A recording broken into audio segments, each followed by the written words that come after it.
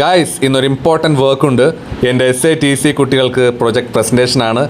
എനിക്കാണ് പ്രൊജക്റ്റിൻ്റെ incharge. So final പ്രസൻറ്റേഷന് മുന്നോടിയായിട്ട് എൻ്റെ മുമ്പിൽ അവസാനമായിട്ടൊരു പ്രസൻറ്റേഷൻ, അതാണ് ഗൈസ് ഈ ഒരു പ്രസൻറ്റേഷൻ.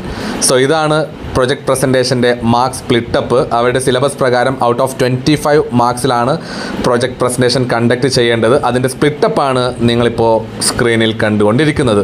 സോ ഈ സ്പ്ലിറ്റപ്പിൻ്റെ പ്രിൻ്റ് ഔട്ട് എടുക്കണം. അതിന് വേണ്ടിയിട്ടാണ് ഞാൻ ഇങ്ങനെ വെയിറ്റ് ചെയ്യുന്നത് മക്കളെ.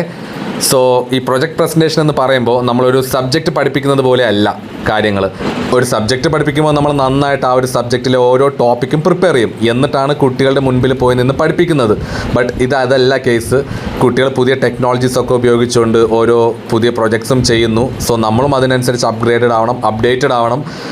പിന്നീട് അവരോട് വൈവ ക്വസ്റ്റ്യൻസ് ചോദിക്കണം, ഇതൊക്കെ അസസ് ചെയ്യണം, പ്രോപ്പറായിട്ട് മോണിറ്റർ ചെയ്യണം. അതൊക്കെ ചെയ്യണമെങ്കിൽ നമുക്ക് നല്ല നോളജ് വേണം. സോ കുറച്ചൊക്കെ ബുദ്ധിമുട്ടാണ് ഈ പ്രൊജക്റ്റിൻ്റെ ഇവാലുവേഷൻ എന്ന് പറയുന്നത്. ഓക്കെ, സോ ഇത്രയൊക്കെ ഉള്ളൂ ഗൈസ്.